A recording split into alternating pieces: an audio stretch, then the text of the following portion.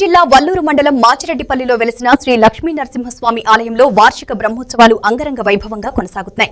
Kamalapuram MLA Putta Chaitanya Reddy, TDP రాష్ట్ర ఉపాధ్యక్షుడు పుత్తా నరసింహారెడ్డి ఆధ్వర్యంలో అర్చకులు విజయ్ భట్టర్ బృందం నేతృత్వంలో వేద మంత్రాల నడుమ ఉత్సవాలు నిర్వహిస్తున్నారు. బ్రహ్మోత్సవాల్లో భాగంగా తెల్లవారుజామున సుప్రభాత పూజతో ప్రారంభమైన కార్యక్రమాలు మూలమంత్ర జపం, నవగ్రహ జపం, గణపతి హోమం, శ్రీ సూక్తం, పురుష సూక్తం, నారాయణ సూక్త హోమాలతో భక్తి పరవశాన్ని కలిగించాయి. శ్రీ లక్ష్మీ నృసింహ మంత్ర సంపుటిత సుదర్శన హోమం, నైవేద్యం, మంగళహారతి, తీర్థ ప్రసాదాలు భక్తులకు అందజేశారు. మహావిష్ణుం జ్వలంతం సర్వతోముఖం నృసింహం దేశనం భద్రం మృత్యుభృత్య